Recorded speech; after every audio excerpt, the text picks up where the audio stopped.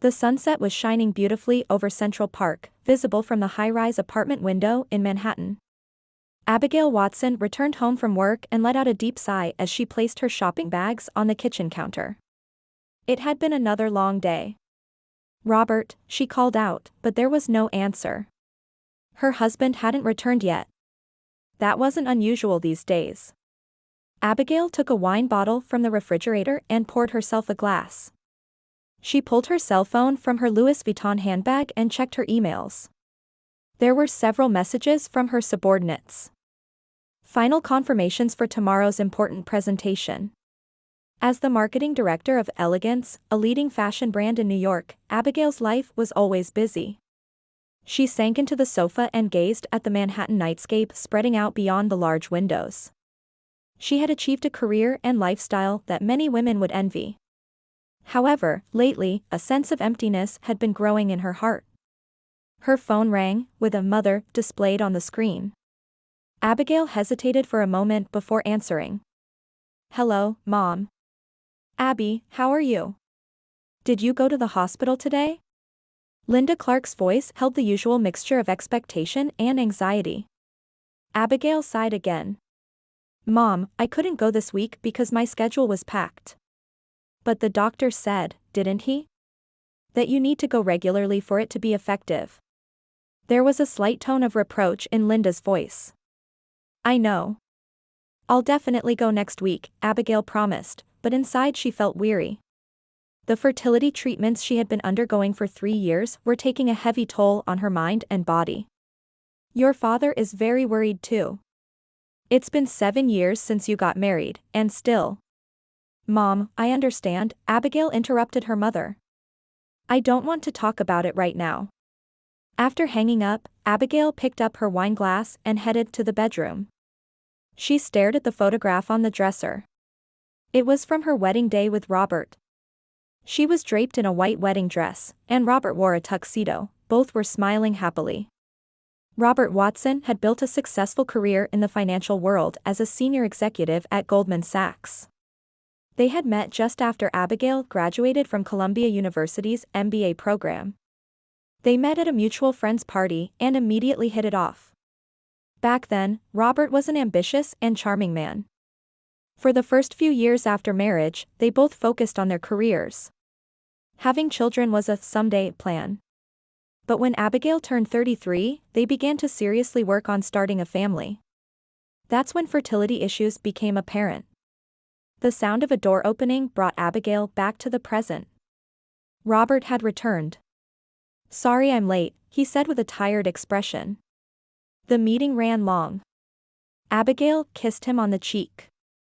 He smelled of whiskey. "I'll heat up dinner." "No, I've already eaten," Robert replied while loosening his tie. "I had dinner with a client." Abigail said nothing. Lately, such conversations had become their routine. The passion and intimacy they once shared had gradually been replaced by a cold distance. "Your parents are coming for dinner tomorrow," Abigail reminded him, as if just remembering. Robert's expression clouded for a moment. "Right. I forgot. I've already let George and Martha know," Abigail said.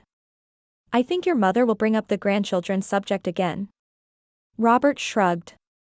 "Just let Mom be. She doesn't know anything." Abigail was a little hurt by her husband's attitude.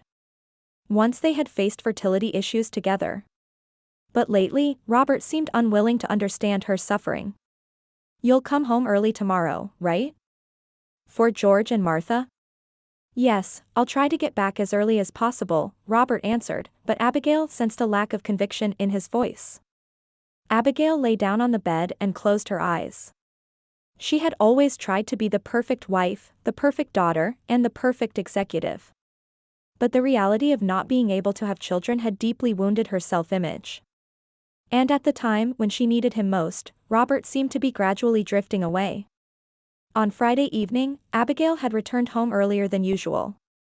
Dinner with George and Martha had been tense as expected, but she'd managed to get through it. Tonight, she wanted to make weekend plans with Robert. She was thinking about taking a short trip to the Hamptons, something they hadn't done in a while. While simmering pasta sauce in the kitchen, Abigail picked up a glass of wine.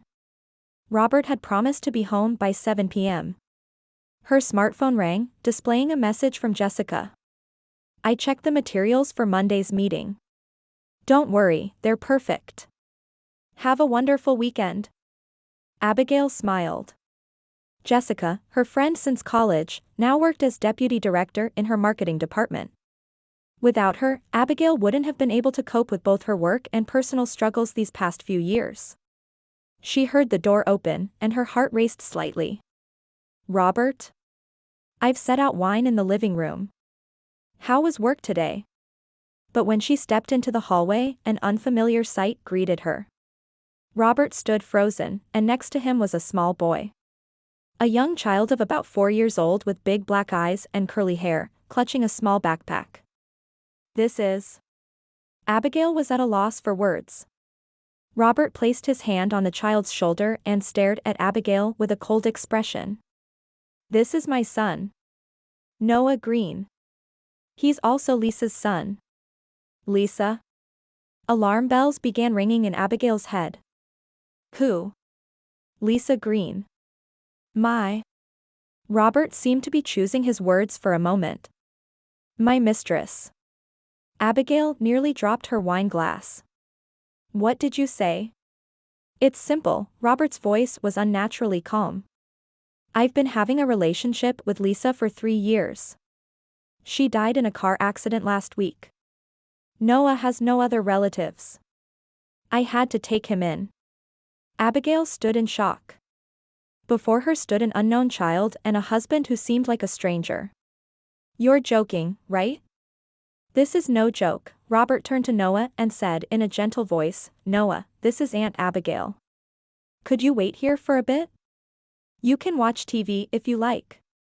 The little boy looked up at Abigail with an anxious expression, then timidly headed toward the living room. Abigail, trembling with confusion and anger, returned to the kitchen. Robert followed. What do you mean? Her voice was shaking. You've had a mistress for 3 years? And even a child? Robert sighed. Yes. Lisa was my client's secretary. At first, it was just a simple affair, but things got complicated after she got pregnant. Complicated? Abigail's voice rose hysterically. We were undergoing fertility treatments. While I was desperately wishing for a child, you were having a child with another woman? Calm down, Robert said coldly. Lisa didn't tell me about the child. I only found out 6 months after he was born. She insisted on raising him alone. And then? So I provided financial support. She was satisfied with that. But last week, she was hit by a car at a crosswalk. She died instantly. Abigail felt dizzy. This was a nightmare. She should wake up soon. But with Robert's next words, her world completely collapsed. You raise him. Excuse me? I don't have time to look after Noah. I have work, and I don't have any experience raising children. You wanted a child, didn't you? This is your chance. Abigail stared at her husband in disbelief. That he would make such a cruel demand on top of his betrayal. Are you out of your mind? I'm completely sane, Robert answered coldly. We have a big house. You wanted a child. Noah is a good kid. Your career is stable. You can work from home. There's no problem. No problem? Abigail said in disbelief. Is it not a problem that you betrayed me for 3 years? You bring evidence of your affair here and ask me to raise it? Think practically, Robert's voice began to show signs of impatience. Noah has no one. We can't put him up for adoption. He's my son. Abigail took a deep breath. I'm going back to my parents' house tomorrow. I need to talk to them. You're overreacting, Robert made no attempt to hide his irritation. This is just a life adjustment. Many families overcome more complex situations. This is betrayal, Robert, Abigail's voice was cold. I can't take it anymore. She headed to the living room and saw Noah sitting quietly in front of the TV. The boy looked at Abigail with frightened, sad eyes. For a moment, sympathy welled up in Abigail's heart. This child was innocent. But anger and humiliation quickly washed away that feeling. "I'll sleep in the guest room tonight," she told Robert. "Tomorrow, I'm going to see my parents." The next morning, Abigail got up early and headed to her parents' home. Her parents, Frank and Linda Clark, lived in an old house in Brooklyn. They opened the door with surprised expressions. "Abby, what's wrong? You didn't call ahead." Linda looked at her daughter with concern. "Mom, Dad, I need to talk to you." Abigail's voice was trembling. She sat in the living room and confessed everything that had happened the night before. Surprisingly, when she finished talking, her parents wore complex expressions. "What Robert did is certainly unforgivable," Linda said. "But, Abby, think about it. This might be a gift from God." "What did you say?" Abigail couldn't believe her ears. "Your mother is right," Frank said quietly. "You've wanted a child for a long time. Now, fate has given this child to you." "Dad, this isn't fate. This is betrayal." Abigail stood up. "Are you seriously telling me to forgive Robert and raise his child with his mistress?" "Abby, we're just being practical." Linda tried to take her daughter's hand. "Divorce is difficult. Especially for people in your position. It would become a scandal." Abigail brushed away her mother's hand. "You're more worried about scandal than my life, my dignity?" Her parents' silence was the answer. Abigail was stunned. Even her own parents were abandoning her. "Fine," her voice was cold. "I'm cutting ties with you too. If you can't support my decision, we're no longer family." Abigail stormed out of the house and got into her car, fighting back tears. She called Jessica. Only her best friend might stand by her now. "Jess, can you meet me? My life is falling apart." Abigail's voice was shaking. An hour later, sitting across from Jessica in a Manhattan cafe, Abigail confessed everything. Jessica trembled with anger but gave calm advice. "First, you should meet with a lawyer. Contact Catherine Morris. She's the best divorce attorney." "Should I really get divorced?" Abigail asked weakly. "Abby." Jessica looked at her friend with stern eyes. "Robert betrayed you for 3 years. And now, he's trying to push his responsibility onto you. There couldn't be a greater insult." Abigail nodded. Wiping away her tears, she steeled her resolve. "Thank you, Jess. You're the only one on my side." When she returned home, Robert was watching TV with Noah. Seeing the two of them, complex emotions welled up in Abigail's heart. But she had made her decision. "I'm packing my things," she said coldly. "I'll stay at a hotel for a while. I've contacted a lawyer." Robert's face stiffened. "Are you serious? You're throwing away our marriage so easily?" "Not me," Abigail answered quietly. "You threw it away 3 years ago." She headed to the bedroom and began packing the bare essentials into a suitcase. Suddenly, she remembered the prenuptial agreement. The document she had signed before marriage, prepared by Robert's lawyer. At the time, she thought it was just a formality. She needed to check its contents. Abigail pulled out a document case from the back of the closet. The answer had to be in there somewhere. Catherine Morris's law firm was on the 45th floor of a Manhattan high-rise.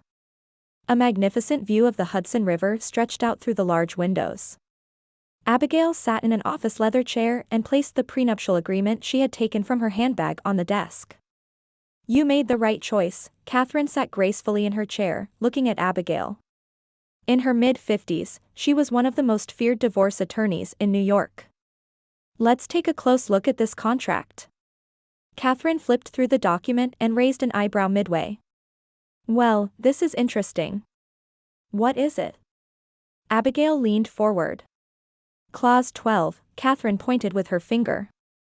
"In the event of proven infidelity during marriage, the unfaithful party shall transfer 80% of all assets to the other party." Abigail's eyes widened in surprise. Really? That's exactly what it says, Catherine explained calmly. Such clauses are common among the wealthy. Your husband probably never thought he would be unfaithful.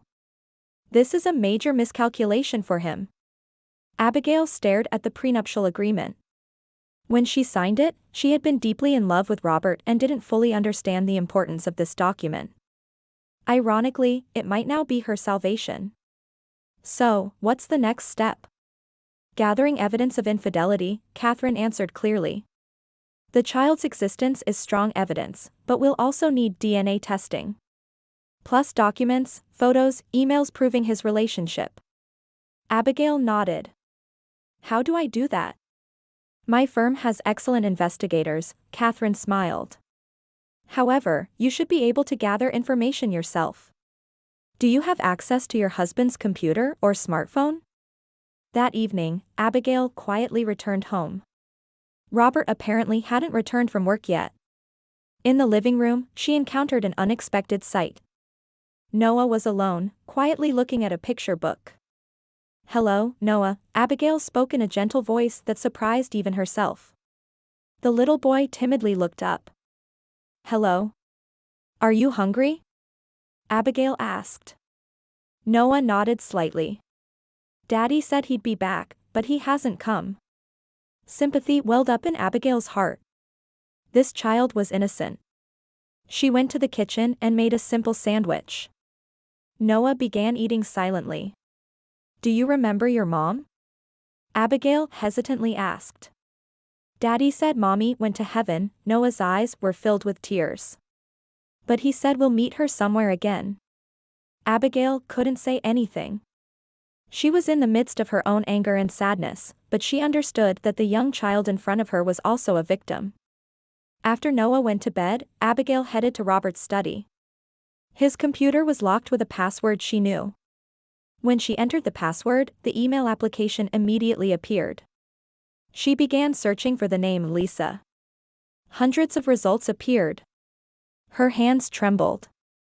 Opening the emails, she found messages of love, promises, and photos. It also became clear that Robert had lied about being separated. Abigail saved all the emails she discovered to her own drive. Continuing her investigation, she also found contact information for Lisa's friends and colleagues in his address book. The next day, she and Jessica went to Lisa's former workplace. Lisa's colleagues were mourning her sudden death. With Jessica's help, Abigail managed to meet Maria, Lisa's best friend. Lisa always wanted to know about you, Maria spoke quietly in a cafe. She thought Robert was separated from you. She found out the truth after Noah was born. Is that so? Abigail was surprised. Yes. She felt deceived. She tried to break up, but Robert kept saying, we're essentially over. Plus, she needed money for Noah. Maria took out her phone and showed a photo. This is her with Noah. During their last birthday. Abigail stared at the photo. Lisa was beautiful, with a kind smile. Noah was laughing in her arms. There's one more thing I must tell you, Maria said with a serious expression. I don't think Lisa was the only one. She suspected he was involved with other women too. Abigail gasped. Evidence? When she looked at his phone, she found conversations with multiple women. Lisa took pictures. Maria showed another photo. It was a screenshot of Robert's phone screen. A week later, Abigail presented all the evidence she had gathered at Catherine's office. Catherine nodded with satisfaction. Perfect. This puts us in a strong position. That night, Abigail heard her phone ring in her hotel room. It was from Robert. Abby, let's talk, his voice sounded tired. We shouldn't end our relationship over something like this. Over what? Abigail replied coldly. I got a call from a lawyer. This is ridiculous. We should be able to talk things out. Talk things out? Abigail said, controlling her anger. You betrayed me for 3 years. And now, you bring evidence of your infidelity and ask me to raise it? I want to propose a settlement. Robert's voice was serious. I'll give you the house. I'll guarantee monthly living expenses. Think about Noah too. Abigail hesitated for a moment. But there was already resolve in her heart. That's not enough compensation for your dishonesty all this time. Your parents have been contacting you, right? Robert said. They also want a reconciliation. My parents? Abigail laughed. They're my enemies. Just like you. After hanging up, she stared out the window. The road ahead would be rough. But Abigail's heart was filled with strong determination. She was ready to fight to reclaim her life. In the solemn atmosphere of the courtroom, the verdict was read. Abigail sat quietly next to Jessica. Robert sat across with his lawyer, and his expression showed desperation. Based on Clause 12 of the prenuptial agreement, as the defendant Robert Watson's infidelity has been sufficiently proven, I order that 80% of his assets be transferred to the plaintiff, Abigail Watson. When the judge's words echoed through the courtroom, a quiet murmur arose. Abigail took a deep breath. It was over. She had won. Catherine gently squeezed her shoulder. Congratulations, Catherine said in a low voice. Justice has prevailed. Outside the courthouse, Robert rushed up to her. Abby, are you satisfied with this? His voice mixed anger and fear. You've ruined my life. You ruined my life, Abigail replied calmly. You destroyed our marriage. I just claimed my rights. I have nothing left, Robert murmured. I'll probably have to quit the investment bank. If this verdict becomes known, I'll lose credibility. You still have Noah, Abigail said. He's your son. He's an innocent child. Don't abandon him like you did me. Robert looked up. Noah. His voice was weak. I don't have the ability or time to look after him. He's with my sister now. Abigail was shocked. Your sister? Yes, temporarily, Robert shrugged. She's annoyed about it too. Abigail was at a loss for words. She had won the lawsuit and would receive assets worth about $20 million, but at that moment, her heart wasn't clear. She couldn't stop thinking about the innocent child. A few days later, Abigail visited the office of A Bright Future, a child adoption support organization. Social worker Julian Foster greeted her. Thank you for coming, Ms. Watson, Julian said with a warm smile. If there's anything I can help with. Actually. Abigail began, choosing her words carefully. I want to consult about my ex-husband's son. He's temporarily staying with relatives, but I don't think the situation is good. Julian nodded and listened to Abigail's story. After she explained everything, Julian said with a serious expression. Are you considering becoming his legal guardian? I don't know yet, Abigail answered honestly. But I want to know about Noah's situation. I want to make sure he's receiving proper care. That's a wonderful attitude, Julian said. First, we'll investigate Noah's current situation and report back. And if you want to meet him, we can arrange that too. A week later, Abigail stood in front of Martha, Robert's sister's house. The investigation revealed that Noah was living here. Martha was a single mother with 2 teenage children, busy with work, and had little time to care for Noah. The door opened, and Martha appeared with a tired expression. Abigail? She looked surprised. Hello, Martha, Abigail said gently. I've come to see Noah. Martha stared at her for a few seconds, then sighed. Come in. The house was messy. Martha pointed to the kitchen. He's in there. Having breakfast. Abigail entered the kitchen and found Noah sitting alone at a small table. He was eating cereal silently. When Abigail approached, Noah looked up. Hello, Noah, Abigail greeted him gently. Remember me? I'm Abigail. Noah nodded slightly. Aunt Abby. Abigail sat next to him. How are you? When is Daddy coming to get me? Noah's voice was small. Abigail's heart ached. Noah, is it hard staying here for a while? Noah shrugged. Aunt Martha is busy. She's always angry. Abigail turned her gaze to Martha. She said with a tired expression, I have my own kids and work. Robert hardly visits, and he doesn't send enough money. Abigail made up her mind. Noah, would you like to go to the park with me? From that day on, Abigail began visiting Noah regularly. She took him to the park, watched movies with him, and sometimes spent time together at her hotel suite. Gradually, a special bond began to form between them. Noah had his mother's features and was an innocent, intelligent child.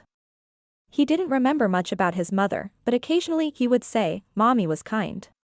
Abigail listened to his stories, praised his drawings, and empathized with his small worries. A month later, Abigail purchased her own apartment. It was a home with a spacious living room and a small children's room. She contacted Julian and began the process of becoming Noah's legal guardian. The meeting with Robert was tense, but unexpectedly easy. He had already found a new job in another state and had no hesitation in transferring custody of Noah. Are you really going to take care of him? Robert asked skeptically. Yes, Abigail answered confidently. He needs a stable home. And I have the ability to provide that. She decided to establish an education trust fund for Noah with part of her assets, investing in his future. She also changed to a flexible working arrangement at her company to ensure time with Noah. On the day the final guardianship procedures were completed, Abigail brought Noah to her apartment. When she showed him to the children's room, Noah's eyes widened in surprise. The room was equipped with a new bed, bookshelf, and toys. All this is for me? Noah asked, looking incredulous. Yes, Abigail smiled. From now on, this is your room. That night, after putting Noah to bed, Abigail sat on the living room sofa and gazed at the New York nightscape outside the window. Her life had taken an unexpected direction. But strangely, she felt a peace she hadn't felt for a long time. Noah, although I'm not your mother, I promise to love and protect you, she quietly vowed. In an unexpected way, the prenuptial agreement had saved the lives of Abigail and an innocent child. 3 years had passed, and Abigail's life had changed dramatically. She had left at Elegance and started her own company, Inspire Marketing. The office was a 10-minute walk from her apartment, allowing her to work according to Noah's school schedule. Abigail finished cooking the last pancake for breakfast and brought it to the table. Today was Saturday, their special breakfast day. Finished. Noah burst into the kitchen with his homework. Look, Aunt Abby. Teacher gave me an A. Abigail smiled proudly. Noah always called her Aunt Abby. At first, she had considered whether he should call her a mom, but decided to respect Lisa's existence. A framed photo of Lisa and Noah was also displayed. That's wonderful. Abigail hugged his shoulders. What shall we do this afternoon? Aunt Jessica said she'd take you to a movie. Yay! Noah was delighted. Jessica remained a steadfast friend, continuing to support their lives. She had become one of Noah's special aunts, and weekends spent together had become everyone's joy. After finishing the pancakes, the doorbell rang. When Noah ran to open the door, Jessica was standing there with a bouquet. Good morning, champion. She hugged Noah and handed the flowers to Abigail. It's been exactly 3 years today, hasn't it? Abigail nodded. Today marked the anniversary of Noah officially coming to her home. Meanwhile, Robert's life continued to decline. After being fired from the investment bank, he was working at a small real estate company in Arizona. He sent a small amount of child support each month, but had never come to see Noah. Last week, I got a call from your parents, Jessica said quietly. They're inviting you for Christmas again. Abigail sighed. Her relationship with her parents was gradually being repaired, but hadn't yet reached a complete reconciliation. She allowed limited interaction, thinking they could become grandparents for Noah. I'll think about it, Abigail replied. In the afternoon, while Noah was playing with Jessica in the park, Abigail sat on a bench reading a book. A man sitting on the next bench spoke to her. Creative entrepreneurship. I've read that too. Abigail looked up and met eyes with a man with a warm smile. He was about 40 years old and gave an intelligent impression. I'm Michael, he extended his hand. Abigail, she smiled and shook his hand. As the conversation progressed, it became clear that Michael was nearby playing with his daughter Sophia. He was a single father working as an architect. Strangely, Noah and Sophia immediately hit it off and began playing together. From that day on, the four of them occasionally met in the park and eventually started going out for meals together.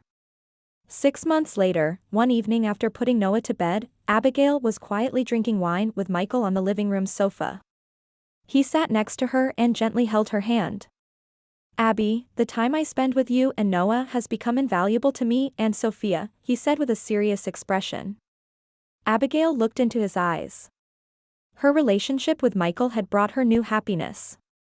The possibility of two adults who love children not related by blood creating a new family form. There are things more important than blood ties, Abigail said quietly. That's the courage to choose an unconditional love. The following Sunday, Abigail and Michael were walking in the park with the children. Noah and Sophia ran ahead, while the two walked hand in hand behind them. Life can take unexpected turns. But by having the courage to choose that path, new happiness can await. Abigail knew this firsthand.